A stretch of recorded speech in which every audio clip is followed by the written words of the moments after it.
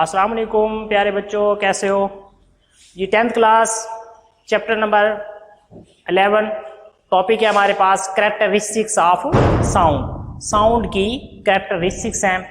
Sound की हमारे पास 4 characteristics हैं। पहले नंबर पे हमारे पास है लाउडनेस, दूसरे नंबर पे है हमारे पास पिच, तीसरे नंबर पे है हमारे पास quality and the fourth one is intensity of sound. तो पहले नंबर पे जो हमारे पास है कैरेक्टरिस्टिक ऑफ साउंड में हमारे पास पहले नंबर पे है लाउडनेस।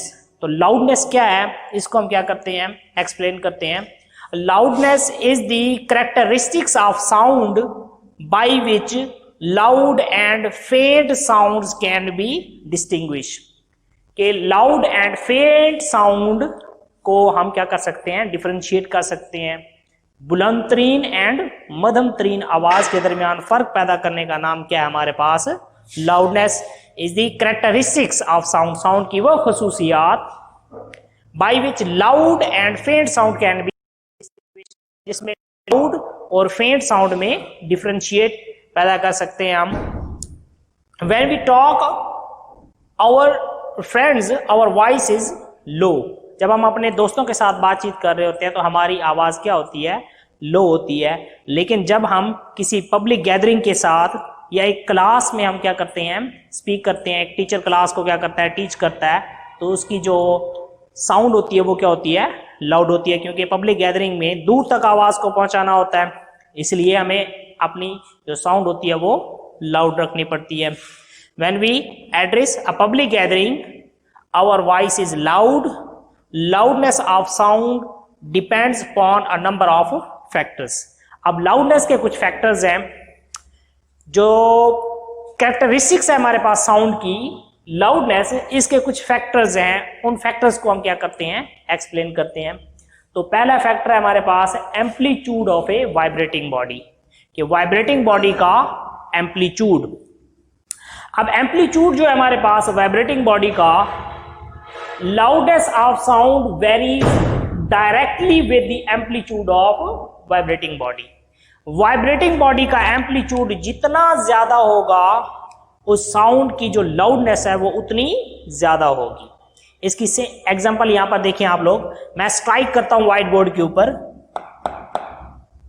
अब मैंने इसका एम्पलीट्यूड कम रखा है साउंड का, इसलिए हमें हल्की आवाज सुनाई दी है। अगर हम इसका एम्पलीट्यूड बढ़ा देते हैं तो इसका मतलब है हमें आवाज लाउडर सुनाई देगी।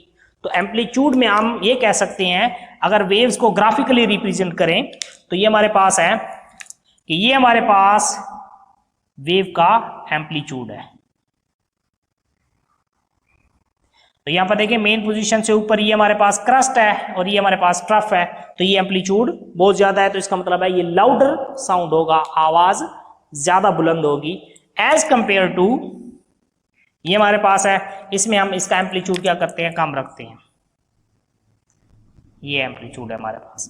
अब इस वेव की निस्बत इसका एम्पलीट्यूड क्या है हमारे पास, कम है। जब इसका एम्पलीट्यूड कम है तो इसका मतलब है कि आवाज की जो लाउडनेस है वो क्या होगी, कम होगी।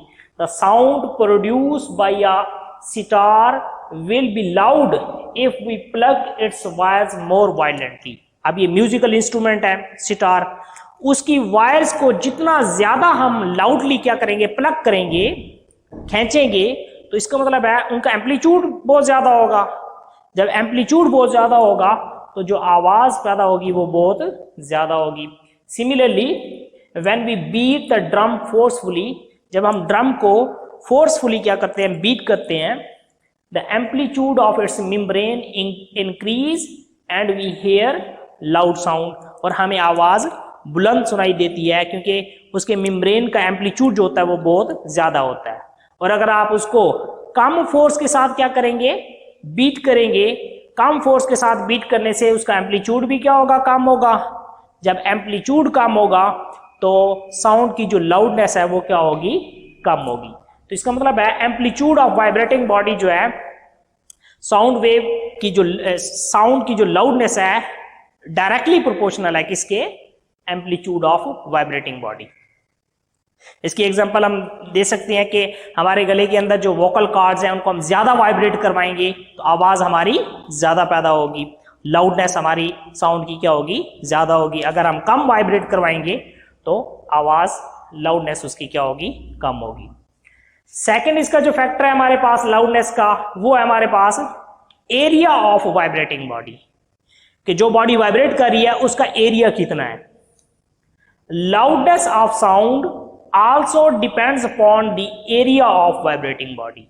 लाउडनेस जो है साउंड की वो वाइब्रेटिंग बॉडी के एरिया के ऊपर डिपेंड करती है। एरिया जितना ज्यादा होगा वाइब्रेटिंग बॉडी का, उसकी लाउडनेस जो प्रोड्यूस होगी वो उतनी ज्यादा होगी। लाउडनेस जो है हमारे पास एरिया के भी डायरेक्टली प्रोपोर्शनल है। फॉर एग्जाम्पल, अब हमारे पास लार्ज ड्रम है तो उसका क्रॉस सेक्शनल एरिया कितना होगा, लार्ज होगा। लार्ज ड्रम का क्रॉस सेक्शनल एरिया ज्यादा होगा, लार्ज होगा, तो उससे जब हम उसको बीट करेंगे तो लाउडर साउंड प्रोड्यूस होगी। लार्ज एरिया की वजह से जो साउंड प्रोड्यूस होगी उसकी लाउडनेस क्या होगी, लाउडर होगी। इसी तरह से हमारे पास एक और एग्जांपल है कि अगर हम स्मॉल ड्रम लेते हैं तो उसका ऑटोमेटिकली हमारे पास जो एरिया होगा वो क्या होगा, स्मॉल होगा। जब एरिया स्मॉल होगा तो फीबल साउंड प्रोड्यूस होगी। फीबल मीन कमजोर आवाज जिसकी लाउडनेस इतनी ज्यादा नहीं होती। इसी तरह से हम एग्जांपल ले लेते हैं ट्यूनिंग फोक की, कि ट्यूनिंग फोक को अगर हम रबर पैड के जरिए, लास्ट वाले टॉपिक में भी हम पढ़ चुके हैं कि अगर हम ट्यूनिंग फोक को रबर पैड के जरिए हम क्या करें, स्ट्राइक करें, तो फीबल साउंड प्रोड्यूस होगी कम, क्योंकि रबर इतना ज्यादा फोर्स प्रोवाइड नहीं करेगा किसको, ट्यूनिंग फोक को। लेकिन अगर वही ट्यूनिंग फोक हम क्या करते हैं, लॉन्ग बेंच के ऊपर स्ट्राइक करते हैं। अब बेंच हमें पता है कि वो मोर सॉलिड होगा एज कंपेयर टू रबर, तो जब हम बेंच के ऊपर उसको स्ट्राइक करेंगे तो उससे जो लाउडनेस होगा वो बहुत ज्यादा होगी, लाउडर साउंड प्रोड्यूस होगा। तो ये हमारे पास था एरिया के, एरिया का क्या इफेक्ट होता है, वाइब्रेटिंग बॉडी के एरिया का क्या इफेक्ट होता है लाउडनेस के ऊपर। Third one, that is the distance from vibrating body. Vibrating body से डिस्टेंस मीन कि एक जो लिसनर है वो वाइब्रेटिंग बॉडी से कितने डिस्टेंस के ऊपर है, ये भी एक फैक्टर है किसका, लाउडनेस का। इसकी एग्जांपल यूं ली जा सकती है कि जैसे क्लासरूम के अंदर जो बच्चे फ्रंट के ऊपर बैठे होते हैं, ठीक है, फ्रंट पे बैठे हुए स्टूडेंट्स को टीचर की आवाज ज्यादा सुनाई देती है, लाउडर साउंड उनको सुनाई देता है एज कंपेयर टू जो बच्चे लास्ट में बैठे होते हैं। अब क्यों, क्योंकि जितना ज्यादा वो डिस्टेंस के ऊपर बैठे होंगे वाइब्रेटिंग बॉडी से, तो साउंड की जो लाउडनेस है उतनी कम वहां तक पहुंचेगी। क्यों कम पहुंचेगी वो भी डिस्कस करते हैं हम।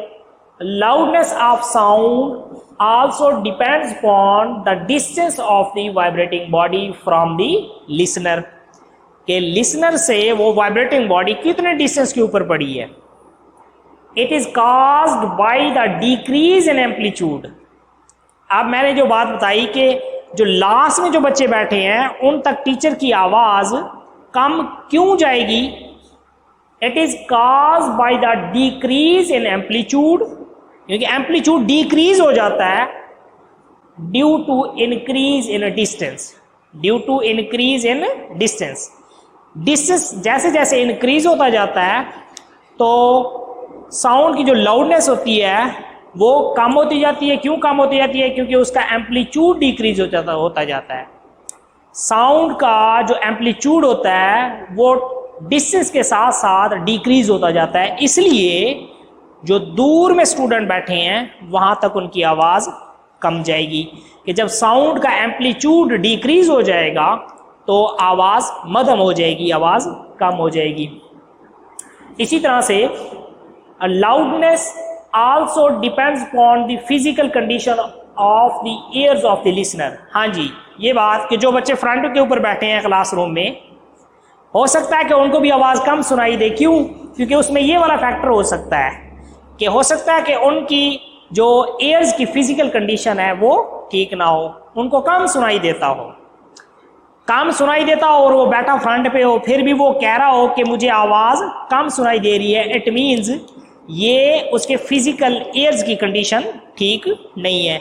तो उसके फिजिकल एयर्स की कंडीशन भी इसमें इफेक्ट कर सकती है कि loudness also depends upon the physical condition of the ears of the listener, कि अगर वो उसके एयर्स सही तरीके से काम नहीं करते तो इसका मतलब है उसको भी आवाज़ कम सुनाई देगी।